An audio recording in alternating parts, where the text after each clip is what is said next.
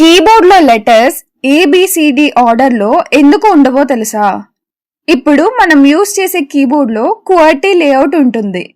కానీ షాకింగ్ విషయం ఏంటంటే 1860s వచ్చిన ఫస్ట్ టైప్ రైటర్లో లెటర్స్ ఏబిసిడి ఆర్డర్లోనే ఉండేవి. కానీ ఒక బిగ్ ప్రాబ్లం వచ్చేది. అప్పటి టైప్ రైటర్స్లో మెటల్ ఆర్మ్స్ ఉండేవి.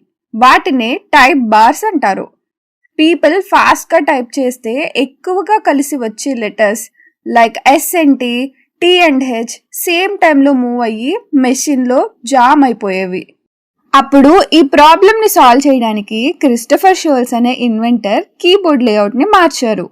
అతను ఫ్రీక్వెంట్లీ యూజ్ అయ్యే లెటర్స్ని దూరంగా అరేంజ్ చేశారు. దాంతో టైపింగ్ కొంచెం స్లో అయ్యింది, హ్యాండ్స్ ఆల్టర్నేట్ అయ్యాయి, కీస్ జామ్ అవ్వడం తగ్గింది.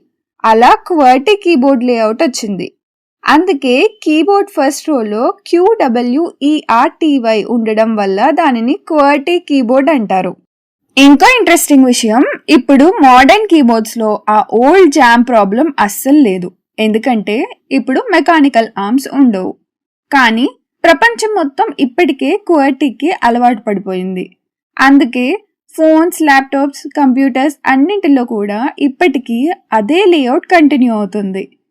ఇంకో షాకింగ్ ఫ్యాక్ట్, కొన్ని ఎక్స్పర్ట్స్ ప్రకారం QWERTY ఫాస్టెస్ట్ లేఅవుట్ కాదు. ఇంకా ఫాస్ట్గా టైప్ చేయడానికి అదర్ లేఅవుట్స్ కూడా ఉన్నాయి. కానీ మనుషుల అలవాట్లు మార్చడం చాలా కష్టం.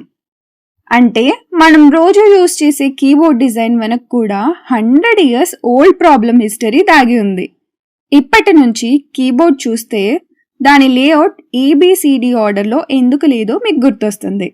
Silent tales by Chandana. Interesting facts and hidden stories కోసం సబ్స్క్రైబ్ చేయండి. Thank you for watching.